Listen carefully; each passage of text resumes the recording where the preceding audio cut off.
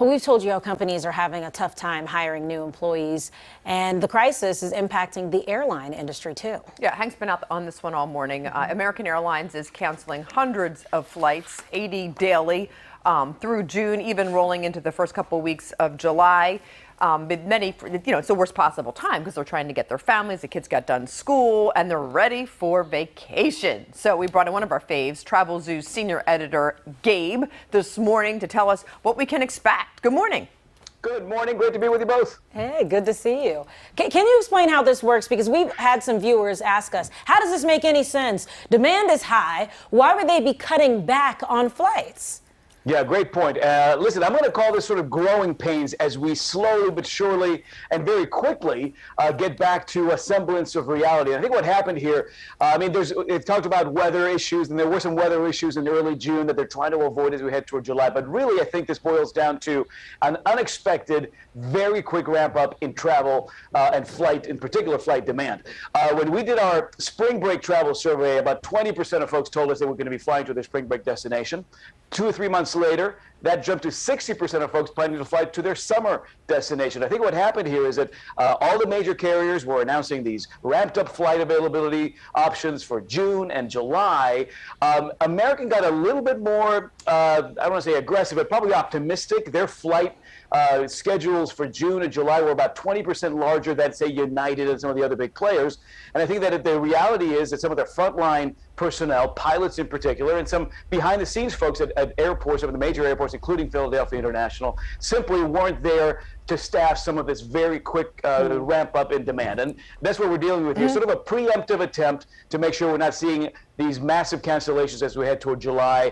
Now, for Philadelphia International folks, we're talking about maybe 2 to 3 flights a day. Okay. That doesn't mean you're going to be left stranded at the airport. They're going to put you on flights, and as long as they're within 4 hours within that originally scheduled flight, they don't have to give you a refund, and that I think is going to be their priority. And do we think it's just American that's going to be doing this? Will we see other airlines having to do this too? I think that if other airlines are going to be doing it, it's going to be relatively soon here, because I think the idea is to get sort of on track for that big July, August, September. Now September's become a pretty active extension of the summer season, so I think as we head toward July, August, September, we want to be sort of in place here. So I'm going to call this sort of growing pains and sort of a learning lesson that, you know what, and a sign that a lot of us are currently just ready to take on the friendly skies. People are dying too. You know, I go down the shore and everyone I'm seeing for the first time, like all the trips they put off, they're taking all of them. They're booking 2, 3 trips at a time. Where are people going? Where are the great destinations? Let's start with Boston. Yeah, listen, and by the way, great point, because it's not just new flyers, it's all the folks who are holding on to 21+ million vouchers from flights canceled last year. So there's just a lot of volume out there. Yeah, big city destinations, all of a sudden we've seen a big interest for summer getaways. About 47% of the folks we just surveyed would want to go to a big city. Philadelphia's in there, Boston, New York, Washington, D.C. A lot of value there because business travel is so slow, so leisure travelers get to take advantage of these 4- and 5-star hotels that would have usually been gobbled up by these midweek business travelers. I picked the Kimpton Onyx there, great property there in Boston, right along the Freedom Trail, $125 to $179 a night for travel through the summer season.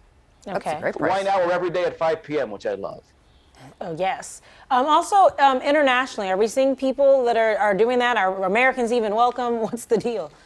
Yeah, great point. The number one and sort of the easiest international destinations for us currently is obviously Mexico and the Caribbean. They've been quite hot here for the last couple of months. So hot. You know that's where Mike Jarek is. I'm not sure if you were aware. He's living his best life.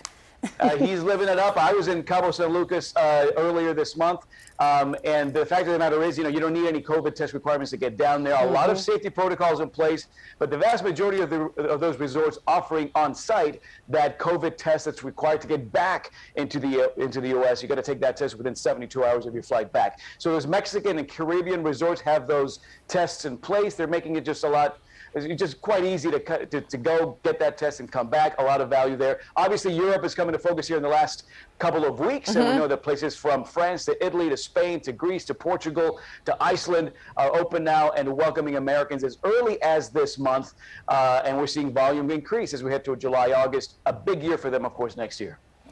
I think people are just so excited. Gabe, thank you so much. And of course, Florida, always popular. We got planes going there left and right all the time. Did they ever stop? I know, exactly. Nuh-uh.